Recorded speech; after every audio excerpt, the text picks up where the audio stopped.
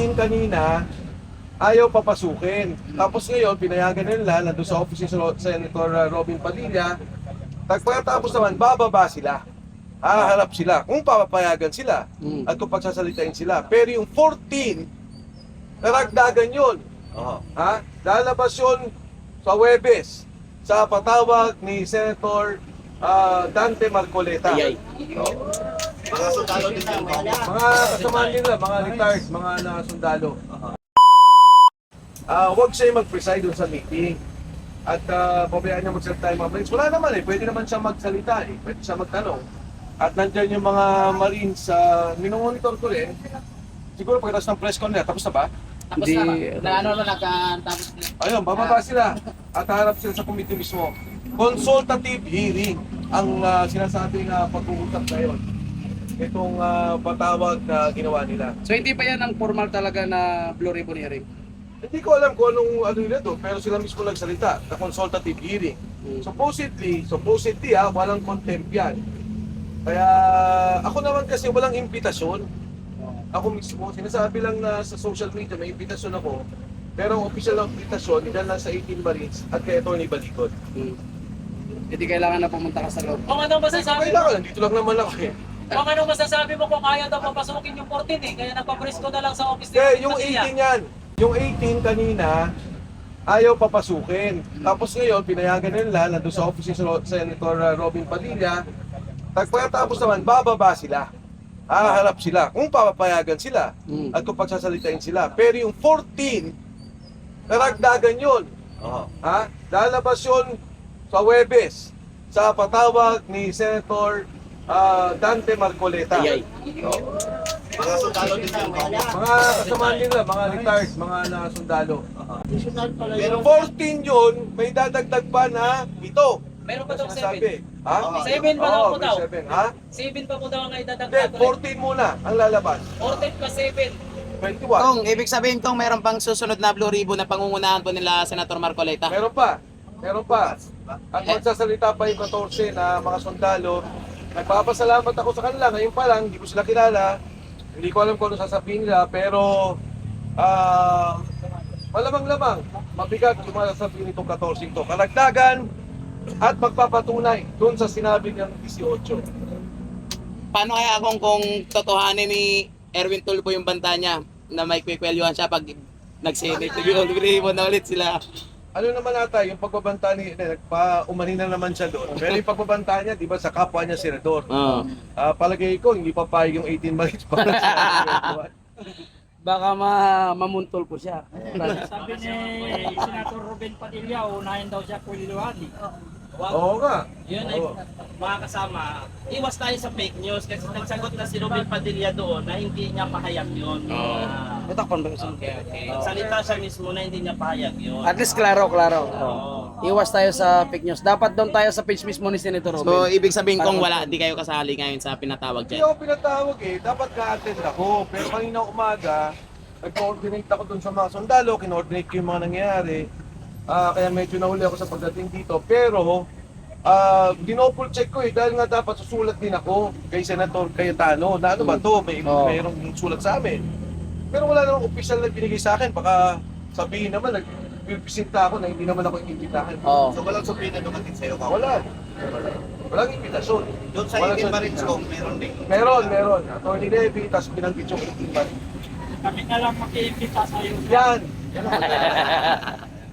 Salamat lang, salamat. Monitor pa tayo. Hindi pa ito tapos. Okay. Sa mga kababayan po natin na nanonood ngayon, kung gusto niyo po magpunta rito, sumama po kayo sa amin kasi hindi po natin alam ang mangyari. At kami po naman nandito para proteksyonan din, bigyan ng kahit pa paano, alalay, yung ating 18 Marines, yung mga Brave 18 at si Atty. Balikod.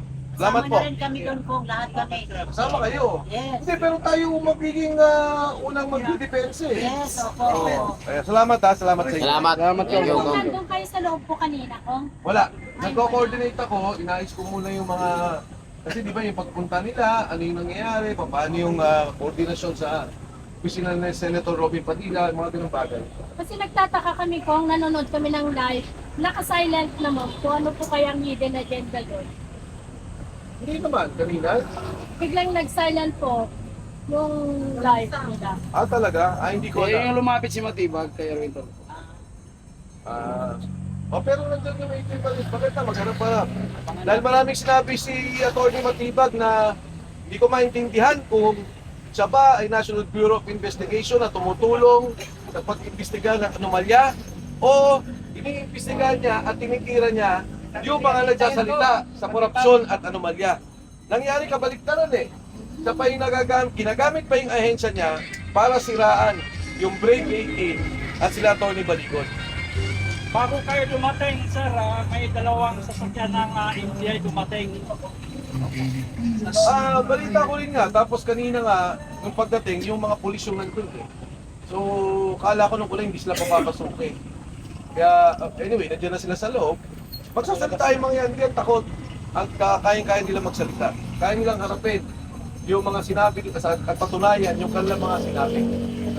Kung lilinawin lang natin no, kasi maraming mga taga-subaybay natin na nangangamba sa kaligtasan nga ng ating mga 18 Marines. No? Sabi nila, baka daw po gipitin sa loob, masaitin konti, mga ganyan. Ilinawin lang galing sa'yo kung pwede ba masaitin konti pang mga 18 Marines nyo yun? Pagkakasabi kasi nila, consultative hearing. So, hindi pa to actual na in aid of legislation. Kung supposedly, kung consultative hearing, wala kang gagawing contempt. Ngayon, di natin alam. Wala tayong alam. Kasi ngayon, wala na eh. Hindi mo na alam kung Ano yung yung tama, yung saligang patay, yung pagsunod, lahat ng mga bagay eh. Kaya, kaputi nandito rin tayo para alalayan sila at bantayan sila. Yun. Salamat. Salamat ka. Klaro, klaro. Kung isa na lang, Kong, my God. yung congressman po ng Palawan, ito yung name. Alvarez. Alvarez. Alvarez po, itinatanggi po niya na nakatanggap po siya ng mali ng bakit po na sama yung pangalan ko. Una sa lahat, nagpapasalamat ako kay Congressman Pepito Alvarez sa pagdalo. Ibig sabihin, siya mismo kinikilala niya yung hearing ng Blue Ribbon. Pangalawa, yung binanggit niya, kasi kaibigan ko naman yan si Congressman Pepito. Ang sabi niya, baka naman daw yung pagtawag ng staff ko dahil yung may impeachment doon, kay Pangulong Bongbong Marcos, tinawagan daw lang o nag-message yung staff ko na para sumama siya. At kung hindi siya sumama, nilagay pangalan niya. Una po sa lahat, ako naman may pagrespeto kay Congressman Pepito Alvarez. Oh, yan. Hindi ko kinakaila na may mga tinawagan ako para pumirma kung sino man ang gustong mag-endorse ng impeachment complaint. Pero hindi naman para yung staff ko mag-message sa kanya. Ako mismo tatawag. Kaya po yung sinasabi nyo, hindi po yung totoo. Baka scam yun. Baka may nagpapanggap, nag-message sa kanya. Pero kung staff mo po yun, hindi nyo yung gagawin. Pangalawa, kung meron mang ganun, ako mismo tatawag sa kanya. Bilang paggalang kay Congressman Alvarez. Thank you. Thank you, Kong. Na makipaglaban para sa bayan, atin pong pakinggan ang aming Gabriela. Halatang halata sa mukha ang pagiging mandirigma. Walang iba kung hindi si Kapitana Pexon. Ito yung Gabriela na hindi connected sa CPP, NPA, NDN. Ka-Eric naman. Hello! Yes! Narinig ba niyo ako dito sa harapan ng Senate? Yes! Hala! Ang mga mali! Mula ang Pilipinas! Ang sarahan ng sulok ng mundo! Yes!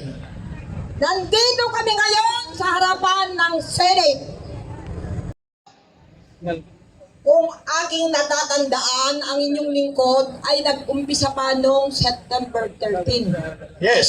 Dahil ako'y nakatira sa Barangay Payatas, malapit lang sa amin yung Batasang Pambansa. At noong September 15, doon nag-umpisa ang ating tagumpay. Dahil nag-resign yan si Ambalastos. Romualdez. Kung titignan natin, ang problema natin ay nag-umpisa sa Batasang Pambansa. Pero una pa, ang problema ng bansang Pilipinas ngayon ay nag-umpisa nung nakaraang eleksyon, noong 2025. Bakit ko nabanggit yun? Tayo ay naghalal ng mga senador. At dahil yung mga senador na hinihalal natin ay kakampi nung nakaupo na pangahag ng presidente ng Pilipinas. Ayun, dinirekta na ni Kapitana Pixo bakit ko ngayon sinasabi rin sa inyo na nag-umpisa sa Kongreso at nag-umpisa ng eleksyon. Narinig ko kahapon, alas 12 na ako natulog dahil nag-monitor ako sa social media, na nung nag-take over yung grupo ng minority, hawak na natin ang majority. Nung nagkaroon tayo ng rally doon sa Batasang Pambansa, noong May 11, alam naman natin na hindi natin makukuha yung majority ng boto ng mga congressman. Kasi napili na, nabayaran na, nakuha na nila ang pondo sa pamagitan ng asawa ni Romualdez, yun si Yeda Romualdez na may hawak ng committee ng accounts. Doon nag-umpisa ang paglustay ng pera ng ating gobyerno, ni Bangag Bongbong Marcos. Tama ba yun? Hindi ba kayo doon? Yes! Kaya noong nagkaroon nung Lunes, sila ay nag-walk out, yung mga leftists. Ang kalaban naman natin, hindi lang si Bongbong Marcos. Kumbaga sa puno ng bansang Pilipinas, si Bongbong Marcos ay dapat nang patayin yung puno na yan. Bakit? Kasi yung puno na yan ay may mga sanga. Nagsanga-sanga na ng mga magdadakaw. Problema natin. Diba? Yun ang root ng ating problema. Dahil itong asawa ni George Garcia, kahapon ko lang nalaman, dala ninyong lingkod, naglingkod ako sa Barangay Payatas for almost 18 years. Ang pinag-usapan doon, legal na salita. Hindi ba ako lawyer? Pero as per my experience, bilang 8 years na naging kapitan, 10 years na naging kagawad, yung quorum. Ano ba ibig sabihin ng quorum? Ang simpleng ibig sabihin ng quorum ay 1/2 + 1. Kaya kung meron tayong 24 na senator, divided by 2, 12 plus 1. 13. Ilan ba ilan doon sa Senado kapon? 12 lang eh. Oh, 12. Kaya ibig sabihin, bakit nagkaroon ng quorum? Bakit nagkakaroon ngayon ng kaguluhan? Dahil nga, yung legislative secretary ng Senate ay asawa ni George Garcia na nakatanggap din ng maleta. Si Maribig Laurel Garcia, Tama ba?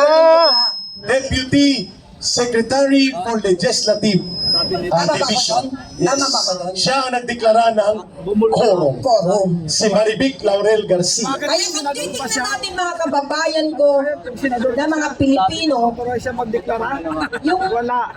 yung dinadanas natin, we as leaders, sasabihin ninyo yung mga sarili natin na leaders tayo, why? Because ang galing pa kayo ng ibang lugar. Wala siyang karapatan With our own money, with our own pocket. Magmula pa noong September, sabi ko, Lord, Hindi, may magawa tayo. 8 buwan na ako dito sa pakikibaka. Bakit po ang inyong lingkod? Wala tayong magawa, may magawa. Dito pero makibaka. Sabi nga ni, Nandito para sabi nga ni, Unang-una, kailangan, speak out. ako po ay produkto ng 1986 Revolution. Hindi ka Oh, mga veterano sa EDSA. 21 years na ako noon. Ngayon po, 21 years na ako. Pero nandito pa ako. Hindi nagtataka. Bakit? Kasi nakita ko na inaabuso ni Bongbong Marcos ang ating demokrasya. Tama ba yung kain? Yes, agree. At the same time, ayaw po ako ay nagsusumigasig at pupunta rito kahit po ay hindi magandang aking kalusugan. Dahil sa isa po ako sa complainant no 60 billion na pondo natin sa PhilHealth. Meron ng Supreme Court order. Yes. Para ibalik pa. Binalik na na, pero tayo ang nagbayad. Ay, Ibig sabihin, Oo. Thank you. Ibig sabihin- Kapitana, sinabi niya, ibinalik ba? Ibinalik, pero kinarga sa atin. okay. Ang nawala, wala na. Parang niluto tayo sa sarili natin. Exactly, Kapitana. Kaya tayo may papayag. Papayag na tayo na umaabot pa ng 2028 para umupo si Pangagong Marcos. Hindi! Hindi mo! Kaya tayo po lahat, ang inyong lingkod, si Emerita Pexon, 71 years old, dapat nga nakahiga na lang ako ngayon eh. Pero I'll try to go here from the time September 13, 2025. Nakaranas na tayo hanggang sa September 21, hanggang sa October 12, hanggang sa November 16, 17, 18, at marami pang iba. Memorize mo. Opo, nakadayari kasi sa akin yung pangyayari. Kaya, ibig sabihin, nung May 11, nung impeachment, At lahat yung Kapitana, yung mga date na binanggit niya, lahat yon may mga kaso ako sa date na yun. Opo. Kinasuhan ako dyan. Kasama pa yung May 1, yung Labor Day. Kasama po yung isa rin po kami, kasama namin si Attorney David. Ito, laging pumunta sa bahay ko to eh. Dahil kami yung nag-launch ng signature campaign, yung tay kami naman. Ay, baka hindi nyo alam ha, si Kapitana ay mga isang linggo, wala pa isang linggo, kalalabas lang sa ospital. Dahil na-stress ako doon sa ginagawa Pero ng dito na naman, palaban sa lansangan. Kasi po, dali, patapusin ko na ha. Kasi po, para magkaroon naman tayo ng mga Pilipino ng motivation, naaral ko po kasi yun sa nabasa ko sa libro. Tayo ngayon, yung edad ng mundo, di ba? Edad ng mundo. Tatapusin ko na yung edad ng mundo. We are now wisdom age. Wisdom age. Ano ibig sabihin ng wisdom age? Ang ibig sabihin ng wisdom age, ano man ang nangyayari, nasa atin yung divine intervention, kasi lahat ng mga layunin natin, lahat ng gusto natin ay para sa ikabubuti ng mga Pilipino sa buong Ayun. mundo at sa buong Pilipinas. Very inspiring. Kaya tayo po, magkaisa, alam ko na isa rin sa law of the universe, yung batas ng God, ay lahat ng panahon, lahat ng oras, lahat ng nangyayari ay may tamang panahon in His perfect time. Marami pong salamat sa mga hindi nagsasawa at magandang hapon sa ating lahat. Diyan ka lang muna, Kapitana, sabi niya, 71 years old na siya. Pero nakalimutan niya. 71 years old, never tired, still beautiful in bed. Yes!